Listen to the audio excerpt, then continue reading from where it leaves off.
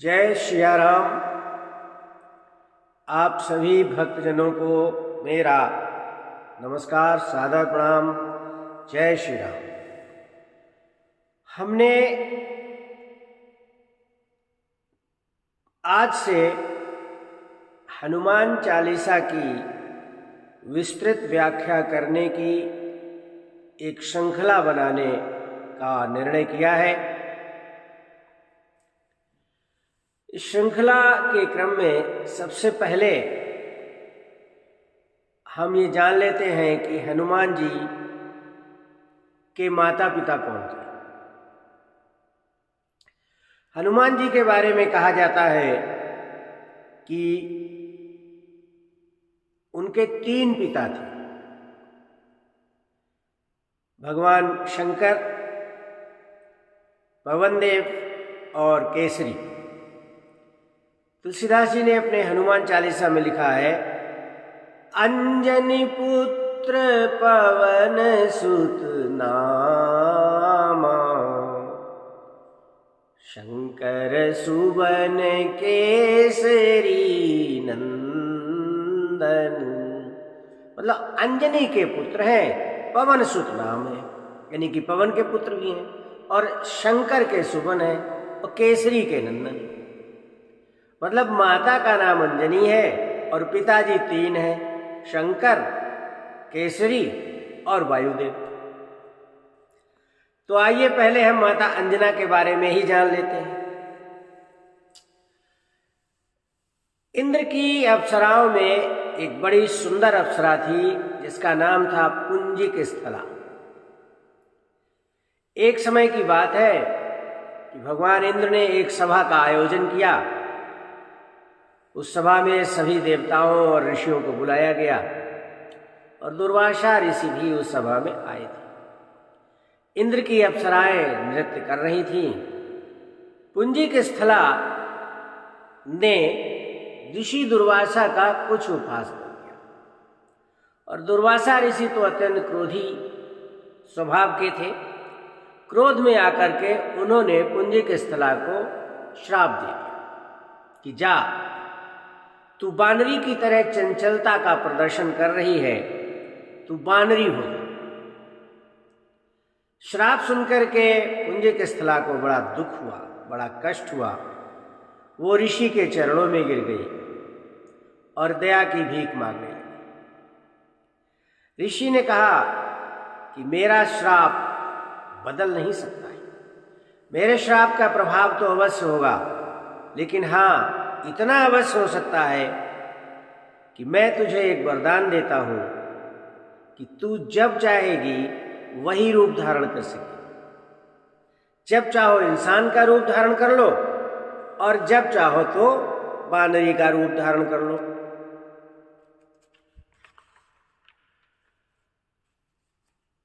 वाल्मीकि रामायण के किष्किंधा कांड के श्लोक संख्या 8 और 9 में लिखा है, अभिशापाद भूत तात कपित्वे काम रूपिणी, दुहिता वानरेन्द्रस्य कुंजरस्य महात्मना, अप्सरा अप्सरसां श्रेष्ठा विख्याता पुंजिकस्थला, अंजनेति परिख्याता पत्नी केसरिणो हरे।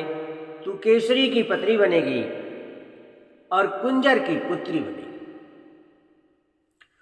उसी पुंजिक स्थला नामक अप्सरा ने कपि योनि में कुंजर की पुत्री के रूप में जन्म लिया। ब्रह्मांड पुराण में एक कथा आती है कि त्रेता युग में कुंजर नाम का एक असुर उत्पन्न हुआ था। उसने पुत्र की कामना से भगवान शिव को प्रसन्न करने के लिए शिव पंचाक्षर मंत्र का जाप किया। भगवान शिव उस पर प्रसन्न हुए और शिव ने कहा, बेटा कुछ वर मांगो। केसरी ने कहा, प्रभु अगर आप मुझ पर प्रसन्न हैं तो मुझे एक ऐसा पुत्र दो जो अत्यधिक बलवान हो, जो सर्वगुण संपन्न हो, महाधैर्यवान हो और महाबुद्धिमान हो।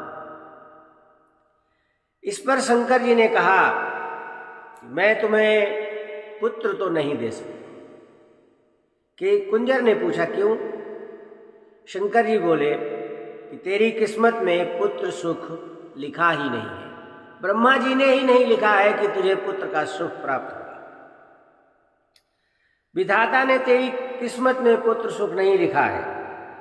हाँ, इतना जरूर है कि मैं तुझे एक सुंदर कन्या दे सकता हूं, और उस कन्या का जो पुत्र होगा वो महाधैर्यवान, महाबलवान और महाबुद्धिमान होगा, जैसी तुम चाहते हो। इतना कहकर शिव अंतर्ध्यान हो गए, और कुछ दिनों के बाद उस असुर के एक सुंदर कन्या का जन्म हुआ।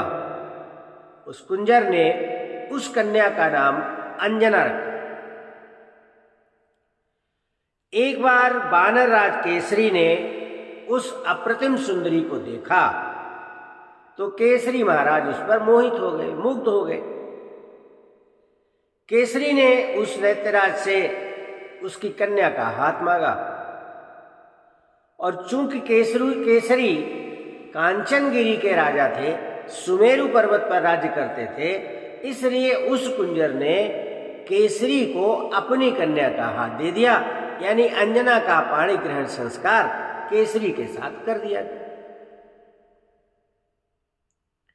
ये वही अंजना जो है वो हनुमान की माता है, महावीर की माता है। अब ये तो अंजनी पुत्र हो गए। अब शंकर सुमन कैसे हुए? शंकर सुमन। एक बार भगवान शंकर भगवती सती के साथ कैलाश पर्वत पर भ्रमण कर रहे थे। भगवान शंकर ने कहा, देवी, जिसके नाम का सुमिरण करके मैं नित्य प्रति गदगद होता रहता हूं, पृथ्वी पर भ्रमण करता रहता हूं, वही प्रभु अवतार धारण करके मृत्युलोक में आ रहे हैं।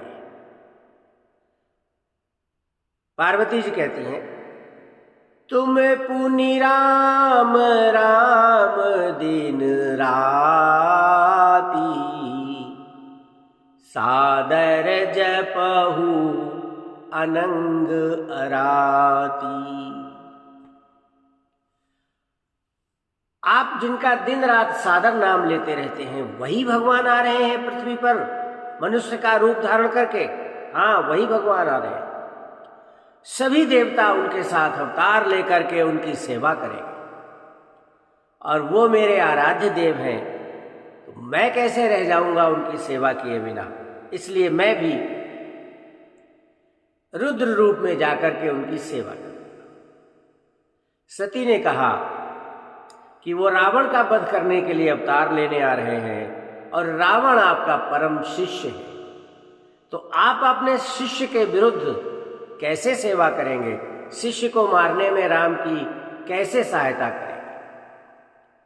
भगवान शंकर ने कहा, देवी,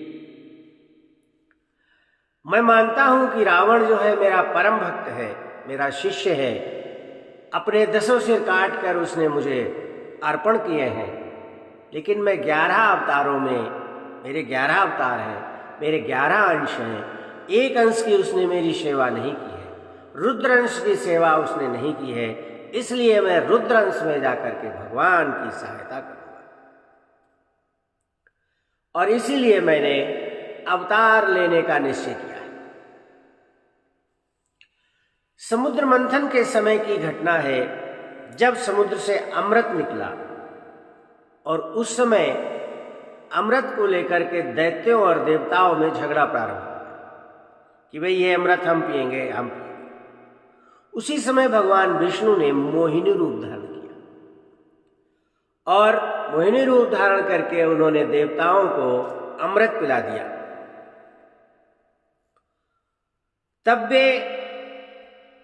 तब भगवान शंकर सती के साथ क्षीर सागर गए, जहां भगवान विष्णु निवास करते हैं।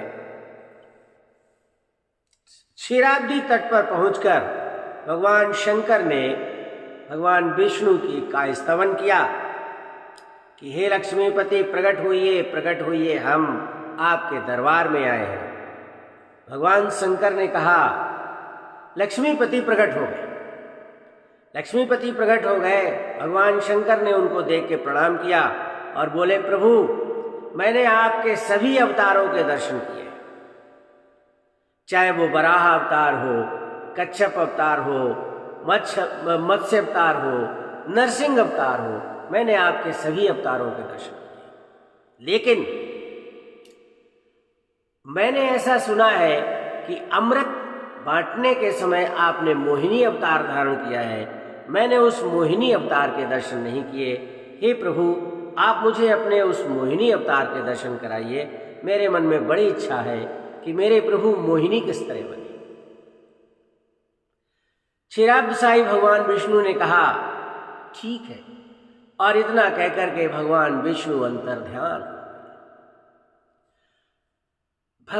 अंतर्ध्यान हो गए और भगवान शंकर जो है उनको ढूंढने के लिए इधर उधर देखने लगे। अकस्मात क्या हुआ, भगवान शंकर की नजर एक उपवन पर गई। उन्होंने देखा कि सामने एक बड़ा सुंदर उपवन है।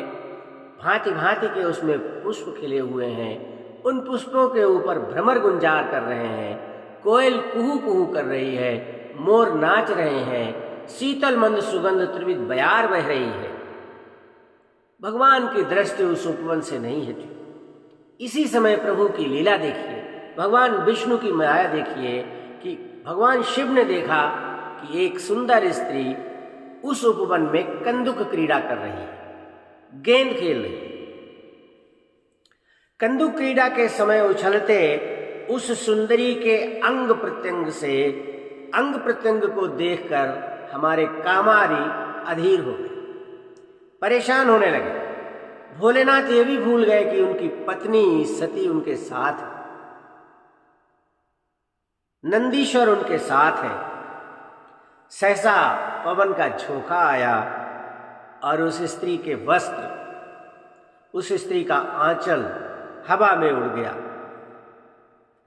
इसे देख भगवान शंकर माता सती के सामने ही लज्जा त्याग कर मोहिनी के पीछे पीछे भाग गए। अब आगे आगे मोहिनी और पीछे पीछे भगवान शंकर दौड़े चले जा रहे। कुछ दूर जाकर के भगवान शंकर ने मोहिनी का हाथ पकड़ लिया। मोहिनी हाथ छुड़ाकर भागी। श्रीमद् भागवत में बड़ा अच्छा इसका वर्णन किया गया है। श्रीमद् भागवत के अष्टम स्कंद के अध्याय 12 के श्लोक संख्या 30 और 31 में बड़ा अच्छा लिखा है। आत्मानं मोचयित्वांग शुरर्षभ भुजान्तरात् प्राद्रवत्सा पृथुश्रेणी माया देव विनिर्मिता तस्यासौ पद्वीमरुद्रो विष्णोरद्भुत कर्मणा प्रत्यपद्यत कामेन वैरिणेव विनिर्जितः तस्यानुधावतो रेतश्च स्कन्धामोदरेतसः सुष्मिनो यूथपस्येव वासितामनुधावता। आगे आगे वो कामिनी दौड़ रही है, पीछे पीछे कामारी दौड़ रहे हैं और कामारी ने उस कामिनी का हाथ पकड़ लिया। वो कामिनी हाथ छुड़ा करके भागी और जैसे ही हाथ छुड़ा करके भागी, भगवान शंकर का रेतस जमीन पर गिर पड़ा। और जब रेतस गिर पड़ा तब भगवान शंकर को सच्चाई का आभास हुआ। वहां न उपवन था और न वो कामिनी थी, वो तो भगवान विष्णु की माया थी। भगवान ने तुरंत अपने दोनों हाथ जोड़कर भगवान विष्णु को प्रणाम किया और कहा, हे प्रभु, आपकी लीला अपरंपार है। जिस लीला को मुझे भी भ्रमित कर दिया, संसार के ये तुच्छ प्राणी उस लीला से भ्रमित ना हो, ऐसा कैसे संभव है। तुरंत भगवान चतुर्भुजधारी भगवान विष्णु ने उमा बल्लभ की प्रशंसा की और वहां से प्रस्थान किया। अब भगवान शंकर का जो रेतस बहुत ही महत्वपूर्ण था, उसको ऐसे ही नहीं बर्बाद किया जा सकता था। तो सप्तऋषियों ने उस रेतस को एक पत्ते पर एकत्र किया। भगवान विष्णु ये सोचने लगे कि भगवान शिव का ये जो रेतस है इसको बेकार नहीं जाना चाहिए। शंभु संभूत शुक्र व्यर्थ नहीं जाना चाहिए। और इसलिए उन दोनों ने यानी भगवान शंकर ने और भगवान विष्णु ने ऋषि का रूप धारण किया। दोनों मुनि बन गए और द्रोण पत्र पर उस रेतस को लेकर के इतस्ततः घूमने लगे। कुछ दूर जाकर के उन्होंने देखा कि एक सुंदर कन्या घोर तपस्या में लीन है। दोनों उसके पास गए, यानी भगवान विष्णु और भगवान शंकर दोनों उस कन्या के पास गए और बोले, देवी तुम क्या कर रही हो? बिना दीक्षा लिए तुम्हारी तपस्या सिद्ध नहीं हो सकती है, सफल नहीं हो सकती है। शीघ्र ही किसी योग्य व्यक्ति को आप अपना गुरु बनाइए और तब तपस्या करोगे, तब आपकी जो है तपस्या सिद्ध होगी। तपोनिष्ठ अंजना ने उन दोनों की बात सुनकर के विचार किया कि ये दोनों ही तो कोई महान पुरुष लगते हैं और मुझे प्रेरित कर रहे हैं कि आप अच्छी तरह से सही ढंग से तपस्या करो, तभी तपस्या सफल होगी। तो अंजना ने सोचा कि मुनिवर मैं दीक्षा लेने कहाँ जाऊं, आप ही लोग मुझे दीक्षा दे दीजिए। तब भगवान विष्णु ने जो मुनि का रूप धारण किया हुआ था, मुनि के रूप में उस अंजना को मंत्र की दीक्षा दी, कान में दीक्षा दी। और दीक्षा देते समय ही भगवान विष्णु ने भगवान शिव का वो रेतस मंत्र से अभिमंत्रित करके कान द्वारा अंजना के गर्भ में स्थापित कर दिया। शिव महापुराण की शतरुद्र संहिता में वर्णन आया है कि तद्वीर्यं स्थापयामासु पत्ते शब्द ऋषयश्च ते प्रेरिता मनसा तेज राम कार्यार्थम आदरात् तै गौतम सुतायां तद्वीर्यं शंभो महर्षिभिः कर्ण द्वारा तथा अंजन्याम राम कार्यार्थमाहितम। भगवान राम के कार्य के लिए कान के द्वारा भगवान शिव के उस रेतस को अंजना के गर्भ में स्थापित कर दिया और उस शंभु शुक्र से श्री हनुमान जी का जन्म हुआ। इसीलिए हनुमान जी को शंकर सुवन कहा गया है। तुलसीदास जी लिखते हैं, शंकर सुवन केसरी नंदन तेज प्रताप महाजगवंदन। नमस्कार, आज मैंने अपने इस वीडियो में हनुमान जी के माता अंजना देवी और भगवान शंकर के सुवन बनने की जो घटना है, जो इस कहानी है या जो कथा है, जो पुराणों में वर्णित है, उसका उल्लेख किया है। मुझे उम्मीद है कि शायद आपको ये मेरा वीडियो पसंद आया होगा। अगर ये वीडियो पसंद आया है तो आप इसको लाइक करें, शेयर करें और मेरे YouTube चैनल को सब्सक्राइब करें। वीडियो देखने के लिए धन्यवाद।